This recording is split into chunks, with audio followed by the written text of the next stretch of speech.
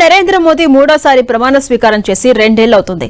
ఈ సందర్భంగా బీజేపీ దేశవ్యాప్తంగా భారీ ఎత్తున సంబరాలకు సిద్దమవుతుంది. ఇదే సమయంలో ఇటు పార్టీలోనూ అటు ప్రభుత్వంలోనూ భారీ మార్పులకు పావులు కదుపుతోంది కేంద్రం.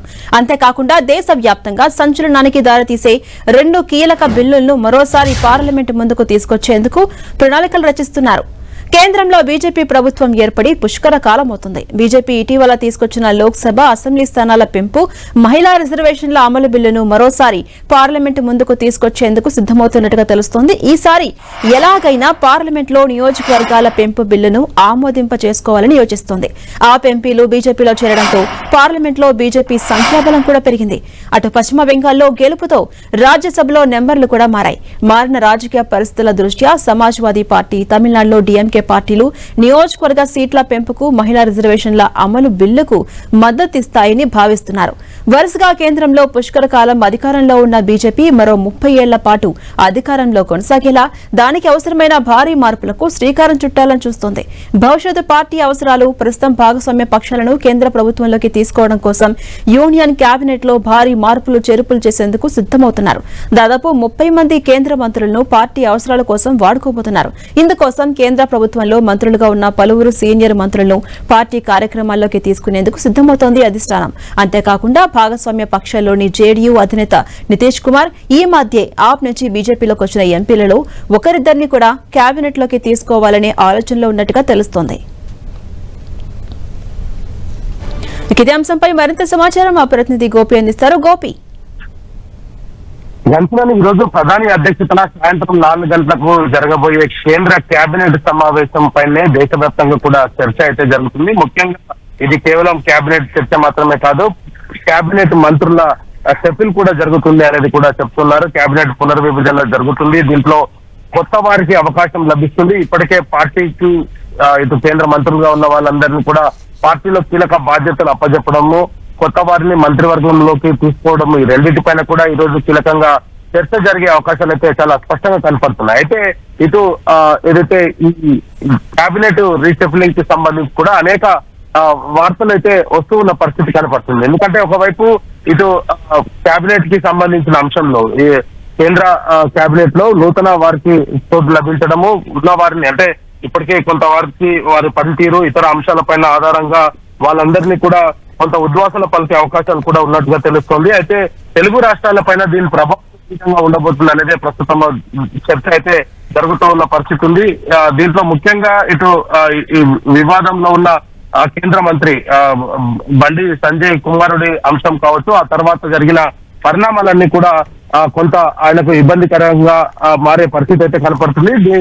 ఆయనను కూడా ఇటు మంత్రివర్గం నుంచి తొలగిస్తారంటూ కూడా కొన్ని వార్తలు వినిపిస్తున్నాయి. ఇంకా డీకే అరుణకు కేబినెట్ లో చోటు లభించే అవకాశాలు ఉన్నాయి. మహిళా రిజర్వేషన్ అంశం కావచ్చు, లేదా కేబినెట్ లో మహిళకు తెలంగాణ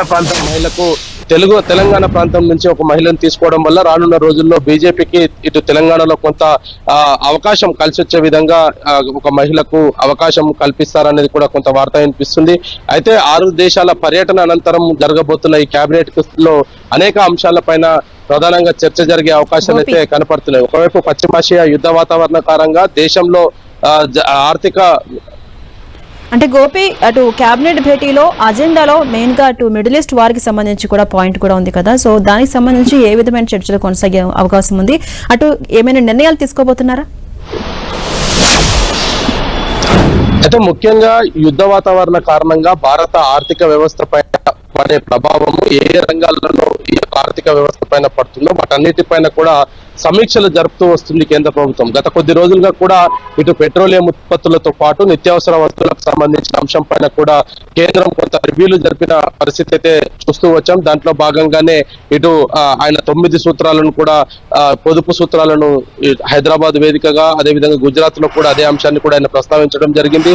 మరి దాంట్లో భాగంగానే ఇటు పెట్రోల్ ఉత్పత్తులు పెంచడము, గోల్డ్ పైన దిగుమతి సుంకాన్ని పెంచడము, వెండిని పూర్తిగా బ్యాన్ చేయడం, ఇటువంటి సంస్కరణలలో కొన్ని భాగంగా అయితే ఆయన నిర్ణయాలు తీసుకోవడం జరిగింది. మరి ఈ రోజు కేబినెట్ లో పశ్చిమాసియా యుద్ధ వాతావరణ కారణంగా ఏ అంశాలపైన నిర్ణయం తీసుకోబోతుంది అనేది కూడా కొంత ఆసక్తికరంగా మారింది. అయితే దీంట్లో ఇటు 6 దేశాల పర్యటన ఒక భాగము, అదేవిధంగా పశ్చిమాసియాకు సంబంధించిన అంశము, మూడవది ఇటు రానున్న పార్లమెంట్ సమావేశాలలోనే మహిళా రిజర్వేషన్ తో పాటు డీలిమిటేషన్ బిల్లును కూడా ఆమోదింపజేసుకునేందుకు ఏ విధంగా ముందుకు వెళ్లాలన్న దానిపైన కూడా ఈ రోజు కేబినెట్ లో చర్చించే అవకాశాలు అయితే కనపడుతున్నాయి. మహిళా రిజర్వేషన్ కి సంబంధించిన ఎంపీలంతా కూడా ఆమ్ ఆద్మీ పార్టీని పూర్తిగా ఇందులో బీజేపీలో విలీనం చేయడం, దానికి సంబంధించిన ప్రక్రియ కూడా పూర్తి అవడం జరిగింది. సో ఈ రోజు సాయంత్రం 4 గంటలకు ఎటువంటి నిర్ణయాలు కేంద్ర ప్రభుత్వం తీసుకోబోతుంది అన్న దానిపైనే ప్రధానంగా అయితే చర్చ జరుగుతుంది. మరి దానికి సంబంధించి సాయంత్రం ఎటువంటి ప్రకటన ఉండబోతుంది?